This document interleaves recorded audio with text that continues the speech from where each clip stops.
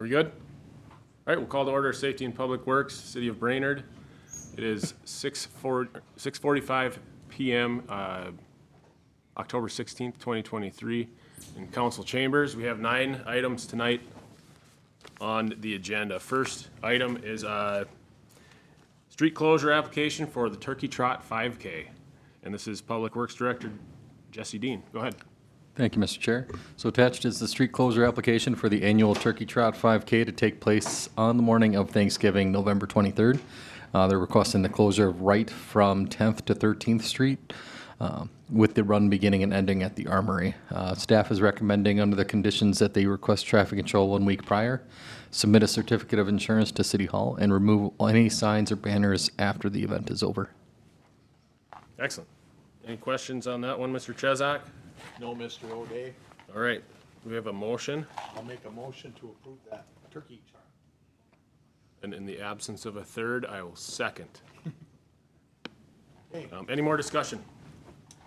Hearing none, go to a vote. All in favor? Aye.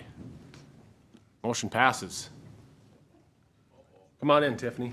Yeah, did you Unless get we want to go everything back, that do you way? want to visit the turkey trot? Do you want to cancel it? No. Okay, we'll move forward then. You gonna participate? In the turkey trot or the meeting? Well, either. Take your pick. Either one. Am I on here? No. Good. Well, it's 2:47, so I must be okay. Yeah, you're okay.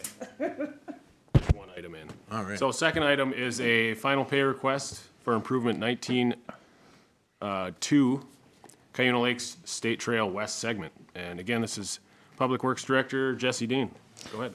Thank you, Mr. Chair. So attached is the final pay request for the Cuna State Trail West Segment project that progressed on Norwood from 8th to 12th, then on to 12th and Laurel Streets. The project included trail construction throughout the corridor and then street reconstruction on 12th Street and Laurel Street. The total project cost was $666,427.83, with most of the work taking place in 2022, with some punch list items that were left over in 2023. Staff will request reimbursement from the DNR for the trail construction costs, while the street reconstruction and water main costs will be funded by the city. Staff is recommending approval of the final pay request in the amount of $35,621.88. I have a question. Yeah, Mr. Chesak, go ahead. On some of these portions, like along Norwood Street there, essentially we have a trail that would otherwise take the place of a sidewalk. Is the city responsible for cleaning that, or the property owners? For snow clearing specifically, the city code requires them to clear the width of a sidewalk, so 5 to 6 feet for a walkable path. The city will come back through when we have time to clear the trail properly and fully, but it is the property owner that has to clear at least a walkable path. Okay. We have had some discussion in the past when we were building some of this trail and some of the other trail that was considered of even removing any snow from it, because it's technically a snowmobile trail as well. So, but there are portions inside the city that, like this portion right here, that it's pretty urban and not a lot of snowmobile traffic goes there, so. But they're also allowed to ride on the street, aren't they? Yeah. Okay. Yep. I can't imagine, but okay. Mr. Chair? Anyways, that has nothing to do with this approval. Mr. Dean? If I can help clarify, we have spoken with the Snowmobile Club. They don't use this section of trail for their route. Their route goes more towards the fairgrounds and out east of town. So you really don't utilize this section anyway. Okay. Well, that's the snowmobile club. Any independent snowmobiler could use it, right? That's true, yep. Okay, all right. And maybe I'm missing it in here, Jesse, but the 35,621.88 is there something specifically that this was paying for? Just the remainder of the items that haven't been paid for at this point. Most of it was retainage. Okay, gotcha. Okay, I move to approve the final payment. Final payment, correct? Correct. Okay. Second. motion and a second. Any more discussion? Hearing none, go to a vote. All in favor? Aye. Motion passes. Item number 3 is a final pay request also for the historic water tower Phase 1. And Public Works Director Jesse Dean, go ahead. Thank you, Mr. Chair. So attached is the final pay request for the historic water tower rehab project Phase 1. This phase just included the construction of the new roof, but also is some additional drain work that was required. The city received a grant from the Historical Society and contributions from the Water Tower Committee for the project. So between the $300,000 that the council authorized in 2018 and the $200,000 in ARPA dollars, the city has allocated $500,000 towards the rehabilitation work, with roughly about $235,000 remaining for the stairs, windows, electrical. So staff is just recommending the approval of the final pay request for Phase 1 in the amount of $49,340.35.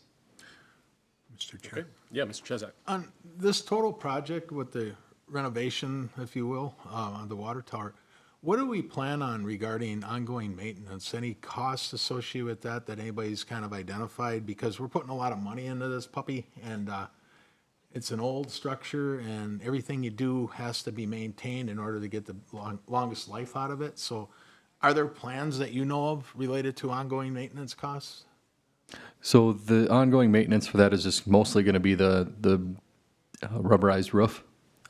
Ongoing, and that'll be something that our maintenance staff checks on a regular basis, at least a somewhat regular basis. They do go up there twice a year for sure to raise and lower the flags during the seasons, as well as during the winter season. We have to make sure to keep those drains open so we don't risk damage to the new roof. So the staff will be up there routinely to make sure that everything seems reasonable. But yes, long term, there's going to be eventual costs like patching of that roof and things of that nature. Can we use the county drone and have them check it out for us? Potentially. Okay. But like I said, our staff has got to go up there anyway, so. They do? Okay. Well, yeah, flags. Okay. All right. Thank you. All right. We have a motion. I move to approve. Second. Motion and second. Any more discussion? Hearing none, go to a vote. All in favor? Aye. Motion passes. Item number 4, we have a SEH amendment for the Trunk Highway 371B Willow Street Roundabout. And again, Jesse Dean, go ahead. Thank you, Mr. Chair. So staff is recommending approval of an amendment request from SEH to perform a Phase 1 environmental site assessment for the 6th and Willow Roundabout project. Staff was hopeful that we would be able to utilize the previous Phase 1 from the reconstruction project a few years back. However, it was found that the MPCA would not allow that to be reused and a new one would need to be prepared. As the conditions have mostly not changed from the previous Phase 1, the amount needed to prepare this assessment is lower than typically needed. MnDOT is also expected to share in the cost 50-50, similar to the other engineering costs. The amendment request is for $10,382.40, but the city's portion is expected to be $5,191.20. So staff is recommending approval of the contract amendment for the Phase 1 environmental assessment. So the environmental assessment, do they have a time limit, or was there something that physically changed since we've put the road through again? Or what was the justification? Head of the EPA. So the Phase 1 site assessment, it's considered like a book review where they look at land use, history of the land use. They look for potential fuel contamination or anything like that. And if they identify areas where there's concern, they do what's called a Phase 2, which is more invasive. They actually pull soil samples to test and see if those contaminations are present. So they did a Phase 1 as part of the reconstruction. It's kind of typical MnDOT process with these big reconstructions. So they did a Phase 1 and a Phase 2. And while the land use hasn't really changed since that first Phase 1, the MPCA felt like between this being a separate project as well as the amount of time that it elapsed, which was a few years now, that they would require another Phase 1 to be done. Okay. Go ahead. I will add the MnDOT 50% share isn't a contracted item right now. It's something we have to keep an eye on as far as this project goes down the road. If we have to do more and more studies and things get more expensive, there's no official agreement right now for them to pay 50%. But they've been good partners with us recently, and we'll move forward for now, I think, but keep that in mind for the Willow Roundabout. I will move to approve. I'll second that one. Motion and second. Any more discussion? Hearing none, go to a vote. All in favor? Aye. Aye. Motion passes. All right, item 5. We have a review of a classification of non-conservation tax forfeit parcel. And again, Jesse Dean. Thank you, Mr. Chair. The county sent a letter requesting review of a parcel in the first assessment district. It's just a little off of McKay Road. The county's essentially cutting a smaller parcel adjacent to Gilbert Lake and is intending to sell to an adjacent property owner, provided that the city does not see a potential public purpose for the parcel. After reviewing the parcel and the fact that it's landlocked by other private properties, staff really doesn't see the future public purpose for the parcel and just recommends concurring with the non-conservation status. All right. I'd move to approve it, the staff's recommendation on this. Second. Motion and a second. Any more discussion? Hearing none, go to a vote. All in favor? Aye. Aye. Motion passes. Number 6, we have a approval of easements, plans, and specifications and authorization of bidding for improvement 2115 Buffalo Hills Gully remediation. Again, Jesse Dean. Thank you, Mr. Chair. Attached to the item are the signed temporary and permanent easements, as well as the plans and estimate for the Buffalo Hills Gully project. Staff has been wrapping up permitting with discussions with the other agencies and expected to complete that work shortly. The estimate for the project is coming in at just over $1.3 million, including 15% contingency. We have $905,000 available through the Bowser grant, and the rest is expected to be funded through the stormwater utility. Staff is recommending approval of the attached easements and authorizing bidding once clearance from the other agencies is obtained. So the 15% contingency is included in the $1,300,000 and some thousand? That is correct, yep. Okay. Has that increased? From the original, when we applied for that, yeah, that's correct. When they finished up the last of the plans, they took another look at that, at the quantities, and obviously, like most everything in the last couple of years, the prices have gone up quite considerably, so they took a look at that estimate, and it did go up quite a bit. It was at least 2 years ago that this was brought up to this committee. I think it was identified even before that, probably in years before that, but how much has it changed in 2 years? I believe it was roughly about $1 million before, so this has gone up about a third. And then, when's this project expect to begin, next spring? We'd like to do the tree clearing at least for sure this winter, while we're out of the Say the long-haired season for bats, the bat. or long-haired bats or whatever they are. The construction of the pipe itself is going to have to depend on weather.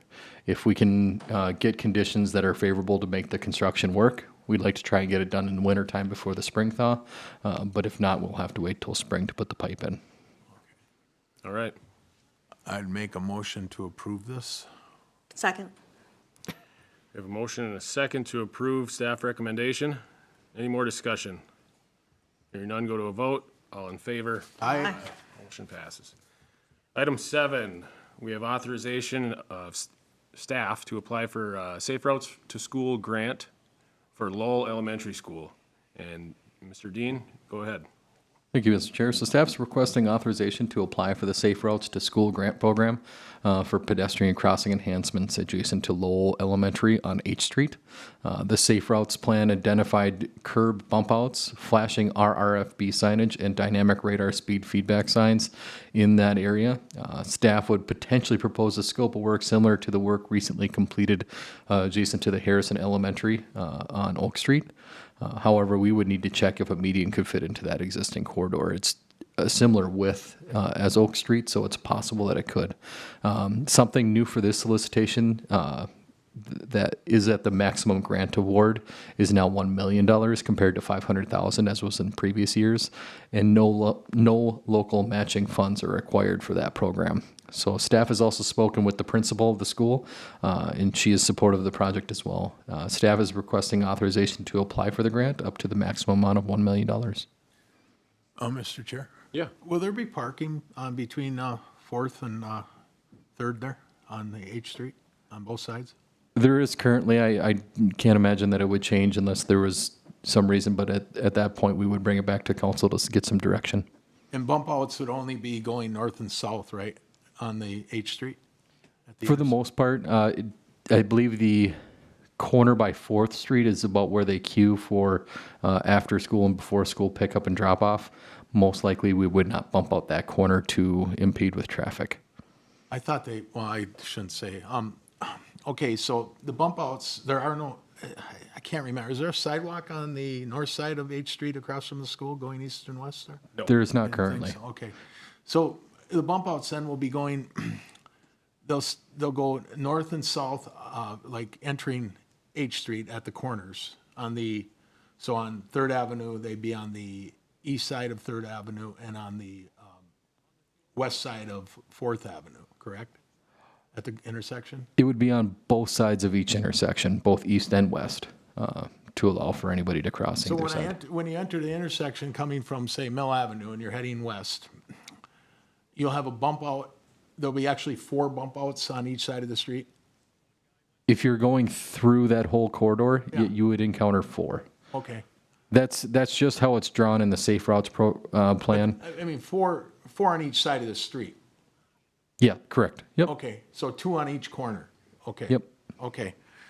All right, I gotta say, that street gets a lot of speed demons, and you put those bump outs in, I think that's gonna slow some traffic down, as much as I don't like bump outs, but Right. I don't know how you expect people to plow around those things. I just don't, I don't get it. Well, it is all aimed towards pedestrian safety. So I understand, but shorter crossing makes drivers feel a little less comfortable driving fast. I will say we did talk about this, and that is the north side of Lowell Elementary School's block on H Street. That is, cars do wrap around for pickup. I pick my daughter up there, and it's usually at least around those 2 sides of the school along the north side, and then you pick up on the south side, so you wrap around the east side. But sometimes it's actually backed up all the way between 2nd and 3rd, depending on the day. you see, now with the bump outs, so you go up Fourth, It's difficult on those bump outs. if you go up Fourth Avenue to H on the east side of the street, you hit H Street, there's no sidewalk on the opposite side, so we're gonna have a bump out going across to another bump out where there's no sidewalk. That would be east of Fourth Avenue going towards Mill. There won't be a sidewalk there, but the bump out's gonna be there. East of 4th Avenue does have I mean, on Fourth Avenue, the east side has a sidewalk, but it ends at H Street, so if you have a bump out, you say there's gonna be 4 bump outs on each side of the street. Just the bump outs, I'll call them protrude into H Street, so the crossing across H Street is shorter. That's the intention. Yeah, I know, but if you, okay, so when you go north on Fourth Avenue and you get to H Street and you're on the east side of Fourth Avenue, you'll have a bump out going into H Street. You'll cross to another bump out where there isn't now a sidewalk. Jeff, There there is is a sidewalk there that's running east-west I understand. on the Fourth. north side of Yeah, but, H. right, but there's no sidewalk going any direction on the east side of Fourth Avenue, so you're gonna have a bump Yeah, out. Yes. there is. Right. On the east side, the northeast corner of that intersection, there's a sidewalk that runs to Mill Avenue. It heads east. Yeah. Oh, that's right, okay. I Yep. never walked, okay, I'm sorry. It's okay. I wouldn't know, except I'm looking at the map, so. Thank you. But there's one block just directly north of Lowell School across H Street. There's no east-west sidewalk there. Right, right. There are other sidewalks connected to each corner from. Yeah, when you go on the west side of Third Avenue, there's no sidewalk along that whole from H to G Street. And that seems odd, but we'll have a bump out there. H to G. From H to G on the west side of Fourth Avenue, or Third Avenue. There's no Correct. sidewalk. Right. Yeah, that seems odd. We're having a bump out there on that corner. Oh, there's a sidewalk along H Street right there, heading west, a newer one. Again, it's an east-west, not the north-south on Third. Right, Correct. okay, that's fair. I don't know, it's fine. Well, it'll still go through design, and we can still approve or deny the design. We're just approving the I know. the grant application. I'm all bumped out, I'm ready to go. Yep. All right. We have a motion? So moved to approve, Second. believe it or not. Motion and a second. Any more discussion? Hearing none. Go to a vote. All in favor? Maybe. Motion passes. Kinda. Okay. Item 8 is staff is asking us to authorize them to submit a transportation alternatives grant application for the Trunk Highway 210 Lum Park pedestrian bridge. Again, this is Public Works Director Jesse Dean. Thank you, Mr. Chair. So staff is requesting authorization from the council to apply for the Transportation Alternatives Grant Program for the Highway 210 Lum Park pedestrian bridge, not to be confused with the Alternative Transportation Grant we talked about in the last meeting for SRF. Totally different. This is the same grant program that staff did apply for last winter for the same project. However, we were unsuccessful in receiving funds. Staff would utilize last year's application as well as the findings from the feasibility study to put together a stronger application together. If authorized, staff would submit a letter of intent, which is kind of the first step in the process. From there, a full application would be due in January. So staff is requesting authorization to move forward with the submission of the grant application. Excellent. So maximum would be an 800,000 with our 200,000 match. Where does that put us all together for what we've been applying for? How much? Any idea offhand? You don't have to look it up, but roughly like 2-3 million. We're going So after. the alternative transportations, I believe, was the same dollar amount, 80/20. This one, we have identified LCCMR, which doesn't necessarily have a dollar amount identified yet. And then we also included this in our bonding bill request. So although that was second on the priority list compared to the water treatment facility. So I think there's 4 that are kind of in the hopper coming up soon. This and the alternative transportations would be the first ones to go out the door. Okay. Thank you. I'd move to approve this. Second. A motion and a second to approve. Any more discussion? Hearing none, go to a vote. All in favor? Aye. Aye. Motion passes. All right, final item for SPW tonight was just direction on active code enforcement cases. Looks like we just have one tonight. James Kramvik, go ahead. Thank you, Mr. Chair. So this is regarding property address is 303 J Street Northeast. This is a zoning violation for installing a fence, 6-foot fence in an improper location, specifically on a corner lot. Staff reached out, noticed, gave them notice last fall, and then this spring as well. They did talk to staff and had issues with the ordinance and removing the fence. Staff did give them kind of 4 different options with this. First option was to either move the 6-foot fence back to be in line with their facade. Another option was cut it down to 4 feet in the location that's kind of protruding out towards the road. Other option was to try to get a council member to see if they wanted to bring up a potential ordinance change, or they could petition for an ordinance change themselves through application. Worked with them the entire summer. There's no resolution to this. So at this point, they indicated they're not going to abide by the ordinance. So staff is recommending issuing a $300 citation every month until the fence is corrected, which is similar to what our recommendation is for property maintenance. And I can certainly answer any questions. Tell me again, what's the problem with the fence, if you would? So our ordinance, specifically on corner lots, it has to line up with the facade. If it's beyond the facade of the house on either the front or the side, it has to be 4 feet. If it lines up with the facade of the house and goes straight back to the rear yard, that's where it can be 6 feet. So it's really a matter of, it could be cut down to 4. They also didn't apply for a permit. There's an issue with another fence on the front of the property along 3rd Avenue Northeast as well, where they didn't apply for a permit. Certainly knew that a permit was required. Decided to install the fence without the permit. As far as the permit, was it last year or this year that they constructed the fence? So the fence that's kind of in question in the picture here, no permit was applied for, and they just constructed it. It would have been late October, so staff did say that we would revisit it in the springtime. Sent another letter, contacted them, so something has to be addressed with the fence. That's where we gave them options through the summer, kind of those 4 options, and none of them wasn't corrected, nor was any application brought to change an ordinance. Right. So really, they could cut 2 feet off this fence and everything would be fine. That's correct. Apply for a permit and then cut 2 feet off the fence. Right. Is the fence just on the corner, or does it go back along the neighboring property on the one side there? So there's a fence on the other side as well. They built one, there's another issue on the 3rd Avenue Northeast where they built it beyond the facade of the house as well. Along the neighboring side to the north, where they share a property line with an owner, that can be 6 feet. And I believe there is a 6-foot fence there. I think it was an older Do fence. they have the proper side facing the neighbor on that one? I believe so. So I believe it's an older fence there. It wasn't one that was newly constructed. All right.